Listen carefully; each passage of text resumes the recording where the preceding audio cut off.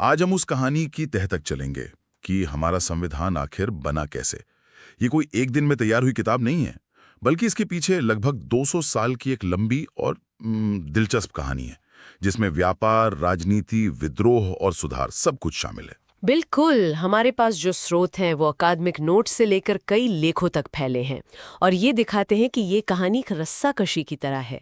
एक तरफ लंदन में बैठी ब्रिटिश सरकार भारत पर अपनी पकड़ मजबूत करना चाहती थी और दूसरी तरफ भारत में लोग धीरे धीरे अपने अधिकार मांग रहे थे। हर कानून, हर एक्ट इसी खींचतान का एक नया अध्याय था। तो हमारा मिशन है इस पूरी प्रक्रिया को परत दर परत खोलना, ये समझना कि कैसे एक ट्रेडिंग कंपनी के राज से शुरू होकर ब्रिटिश ताज के सीधे शासन तक और फिर आजादी तक हर कदम ने हमारे संविधान की नींव रखी। तो चलिए शुरू से शुरू करते हैं, जब ईस्ट इंडिया कंपनी सिर्फ व्यापार करने नहीं बल्कि राज करने लगी थी। इस कहानी के दो बड़े हिस्से हैं। पहला, कंपनी का शासन जो 1773 से 1858 तक चला, और दूसरा ताज का शासन जो 1857 के विद्रोह के बाद 1858 से 1947 तक रहा। ठीक है, तो पहले इससे पे आते हैं, कंपनी राज। इसकी शुरुआत 1773 के रेगुलेटिंग एक्ट से होती है। लेकिन ये एक्ट लाने की जरूरत पड़ी क्यों? उस समय कंपनी की हालत क्या थी? हालत बहुत खराब थी। मतलब प्लासी और बक्सन की लड़ाइयों के बाद कंपनी एक राजनीतिक ताकत तो बन गई थी, लेकिन अंदर से खोखली हो रही थी। कंपनी के अफसर निजी व्यापार करके अमीर हो रहे थे, भ्रष्टाचार चरम पर था और कंपनी खुद दिवालिया होने की कगार पर थी। उसने ब्रिटिश सरकार से कर्ज मांगा। अच्छा, तो सरकार ने मदद के बदले लगाम कसने का फैसला किया। ये भारत को रेगुलेट करने की पहली बड़ी कोशिश थी। तो इस एक्ट ने किया क्या? क्या इसने सब कुछ ठीक कर दिया? ठीक तो नहीं किया, पर एक ढांचा बनाने की कोशिश की। इसका एक ही बड़ा मकसद था, बिखरी हुई कंपनी को एक लगाम में कसना। इसके लिए बंगाल को बॉस बना दिया गया, यानी बंगाल के गवर्नर को गवर्नर जनरल बना दिया गया। मद्रास और बम्बई की प्रेसिडेंसी को उसके अधीन कर दिया गया और कलकत्ता में एक सुप्रीम कोर्ट बिठा दिया गया ताकि कोई मनमानी न कर सके। ये भारत में सेंट्रलाइजेशन की पहली बड़ी कोशिश थी। लॉर्ड वॉरेन हेस्टिंग्स पहले गवर्नर जनरल बने। तो गवर्नर जनरल को बहुत पावरफुल बना दिया गया। लेकिन क्या इससे सारी समस्याएं सुलझ गईं? प्रैक्टिकली जमीन पर क्या दिक्कतें आ रही थीं, जिसकी वजह से 10 साल के अंदर ही 1784 में एक और बड़ा एक्ट, पिट्स इंडिया एक्ट लाना पड़ा। दिक्कत ये थी कि गवर्नर जनरल की अपनी काउंसिल से ही नहीं बनती थी और सुप्रीम कोर्ट के साथ भी शक्तियों को लेकर टकराव होता रहता था। 1784 के पिट्स इंडिया एक्ट ने एक बहुत ही अनोखा और उलझा हुआ सिस्टम बनाया। इसने कंपनी के काम को दो हिस्सों में बांट दिया, व्यापार और राजनीति। 2 हिस्सों में?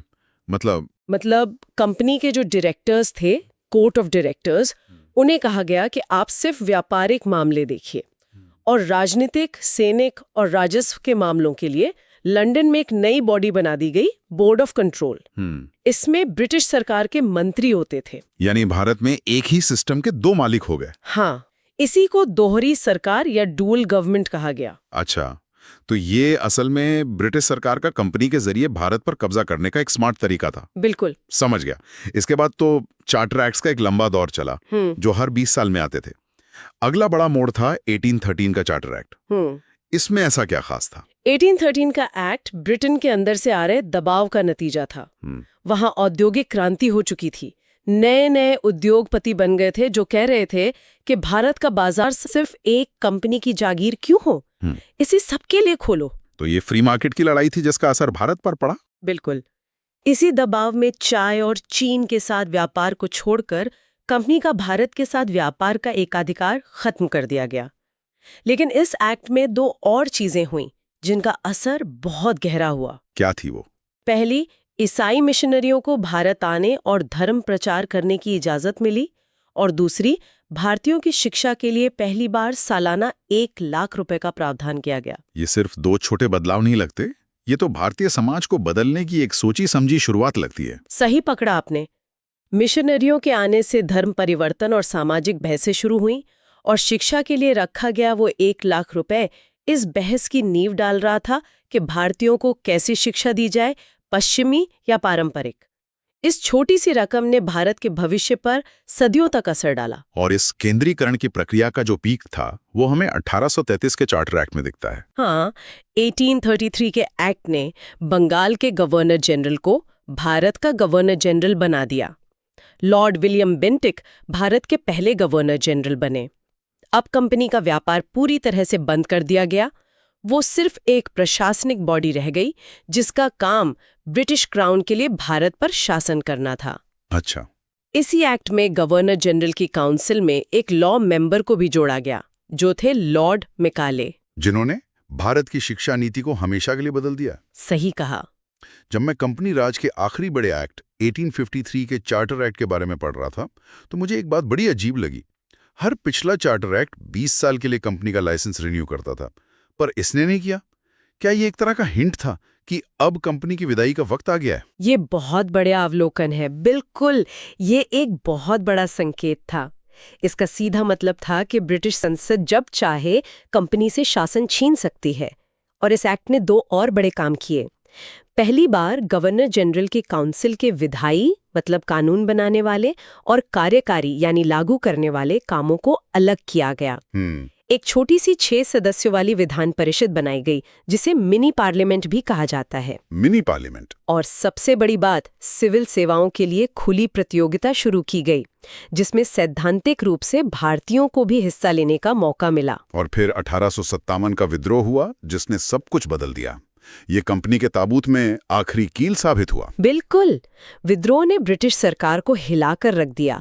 उन्हें लगा कि अब कंपनी के भरोसे भारत को नहीं छोड़ा जा सकता। नतीजा था भारत सरकार अधिनियम 1858। इसे भारत के बेहतर शासन के लिए अधिनियम के नाम से प्रचारित किया गया। तो इस बेहतर शासन में क्या बदला? पूरा ढांचा ही बदल गया। हाँ। कंपनी राज खत्म और भारत का शासन सीधे महारानी विक्टोरिया के अधीन आ गया। गवर्नर जनरल अब वॉइसराय कहलाने लगा, जो सीधे महारानी का प्रतिनिधि था। लॉर्ड कैनिंग पहले वॉइसराय बने। और वो जो दोहरी सरकार वाला उलझावा सिस्टम था, बोर्ड ऑफ कंट्रोल और कोर्ट ऑफ डायरेक्टर्स, उससे खत्म कर दिया गया। तो उसकी जगह कौन आया? उसकी जगह लंदन में एक नया पद बनाया गया, भारत के राज्य सचिव। हाँ। या secretary of state for India. और ये ब्रिटिश कैबिनेट का मंत्री होता था। और भारतीय प्रशासन पर इसका पूरा कंट्रोल था। मतलब अब भारत प्रशासन सीधे ब्रिटिश संसद से होने लगा। हाँ। इसके बाद भारतीय परिषद अधिनियमों का दौर शुरू हुआ। ऐसा लगता है कि 1857 के बाद अंग्रेजों को समझ आया कि भारतीयों को पूरी तरह से नजरअंदाज करना खतरनाक हो सकता है। हाँ।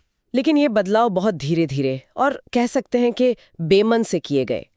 1861 के एक्ट में पहली बार वॉइसराय को अपनी विधान परिषद में कुछ भारतीयों को गैर सरकारी सदस्य के तौर पर नॉमिनेट करने का अधिकार मिला। लेकिन ये सिर्फ नाम का था, है ना? बिल्कुल। इन सदस्यों के पास कोई शक्ति नहीं थी। वे न सवाल पूछ सकते थे, न बजट पर बहस कर सकते थे। तो एक तरह से ये बस दिखाने के लिए था।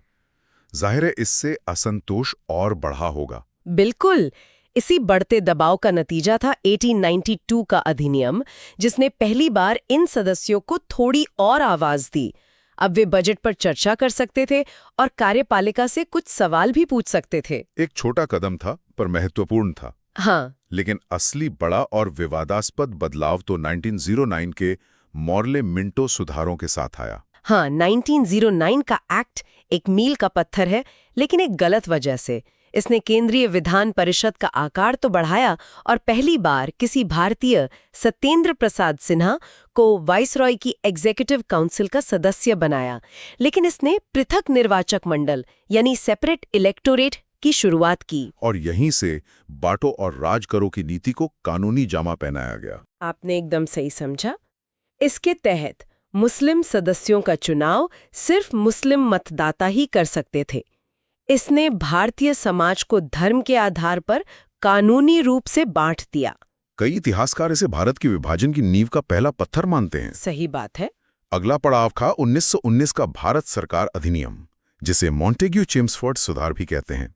इसने प्रांतों में द्वैध शासन यानी डायर की नाम की एक और जटिल व्यवस्था शुरू की। ये क्या बला थी? ये सिस्टम फेल होने के लिए ही बना था। सोचिए, प्रांतीय सरकार के विषयों को 2 हिस्सों में बांट दिया गया। जरूरी विभाग जैसे वित्त, पुलिस और राजस्व रिजर्व्ड यानी आरक्षित थे, जो गवर्नर के पास थे और उस पर किसी का कंट्रोल नहीं था।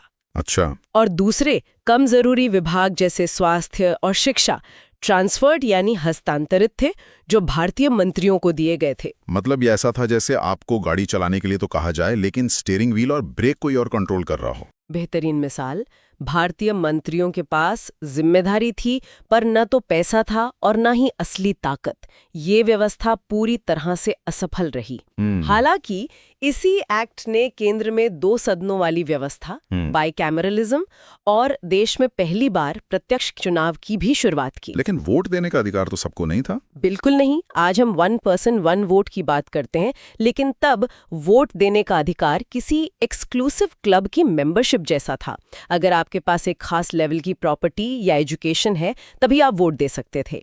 देश की 99% से ज्यादा आबादी इस क्लब से बाहर थी। और अब हम उस एक्ट पर आते हैं जिसे हमारे संविधान का ब्लूप्रिंट या सबसे बड़ा स्रोत कहा जाता है, भारत सरकार अधिनियम 1935। ये एक बहुत ही लंबा और विस्तृत दस्तावेज था।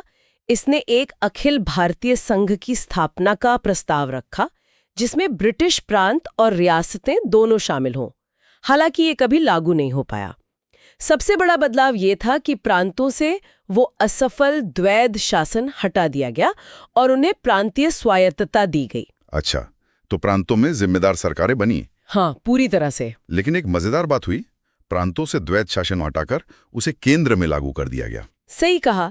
इसके अलावा इसी एक्ट ने शक्तियों को केंद्र और प्रांतों के बीच 3 सूचियों में बांटा: संघीय सूची, प्रांतीय सूची और समवर्ती सूची। फेडरल लिस्ट, प्रोविंशियल लिस्ट और कंकरेंट लिस्ट। जी। और देश की मुद्रा और क्रेडिट को कंट्रोल करने के लिए भारतीय रिजर्व बैंक की स्थापना भी इसी एक्ट के तहत हुई। ये तीनों सूचियां तो आज भी हमारे संविधान का हिस्सा हैं। ऐसा लगता है कि 1935 के एक्ट का ढांचा सीधे सीधे उठा लिया गया। तो ये व्यवस्था सीधे 1935 के एक्ट से आई है। इसकी जड़ें बहुत गहरी हैं। 1935 के बाद आजादी की लड़ाई और तेज हो गई और आखिरकार 1947 का भारतीय स्वतंत्रता अधिनियम आया, जिसने ब्रिटिश राज का अंत कर दिया। लेकिन ये कानून सिर्फ आजादी दे रहा था। देश कैसे चलेगा, इसका फैसला तो संविधान सभा को करना था। बिल्कुल। और ये पूरी 200 साल की है ऐतिहासिक यात्रा। ये सारे अच्छे बुरे कानून संविधान सभा के लिए एक विशाल केस स्टडी की तरह थे। उन्हें पता था कि क्या काम करता है और क्या नहीं। संविधान सभा का विचार सबसे पहले 1934 में एम.एन. रॉय ने रखा था और 1946 में कैबिनेट मिशन योजना के तहत इसका गठन हुआ। 9 दिसंबर 1946 को इसकी पहली बैठक हुई। हाँ, और 13 दिसंबर को जवाहरलाल नेहरू ने ऐतिहासिक उद्देश्य प्रस्ताव या ऑब्जेक्टिव रेजोल्यूशन पेश किया, जिसमें स्वतंत्र भारत के मूल्यों और लक्ष्यों को बताया गया। यही प्रस्ताव आगे चलकर हमारे संविधान की प्रस्तावना बना। और फिर समितियां बनी। हाँ, कई समितियां बनी, लेकिन सबसे महत्वपूर्ण थी प्रारूप समिति यानी ड्राफ्टिंग कमेटी, जिसके अध्यक्ष डॉक्टर B.R. अम्बेडकर थे। डॉक्टर अम्बेडकर और उनकी टीम ने लगभग 3 साल की मेहनत और 60 से ज्यादा देशों के संविधानों का अध्ययन करके दुनिया का सबसे लंबा लिखित संविधान तैयार किया। बिल्कुल। उन्होंने इन सभी ऐतिहासिक अधिनियमों से प्रशासनिक ढांचा लिया, लेकिन उसकी आत्मा को बदल दिया। उस ढांचे में स्वतंत्रता, समानता और बंधुत्व के लोकतांत्रिक मूल्यों को भर दिया। अंततः 26 नवंबर 1949 को संविधान को अपनाया गया और 26 जनवरी 1950 को इसे पूरी तरह से लागू किया गया। तो ये थी एक व्यापारिक कंपनी के चार्टर से शुरू होकर दुनिया के सबसे बड़े लोकतंत्र का संविधान बनने तक की कहानी। हर कानून, हर सुधार, हर आंदोलन ने इसमें अपनी एक ईंट जोड़ी। और यह एक सोचने वाली बात यह है, ये पूरे विधायी विकास की प्रक्रिया, जो अक्सर ब्रिटिश हितों और भारतीय मांगों के बीच एक खींचतान का नतीजा थी, उसने अनजाने में ही सही एक स्वतंत्र, संप्रभु भारतीय गणराज्य के लिए एक प्रशासनिक ढांचा और शब्दावली तैयार कर दी। तो सवाल ये उठता है कि एक औपनिवेशिक शक्ति द्वारा बनाई गई व्यवस्था को विरासत में लेने से क्या आजादी के बाद के भारतीय शासन की प्रकृति उन तरीकों से प्रभावित हुई जिन्हें हम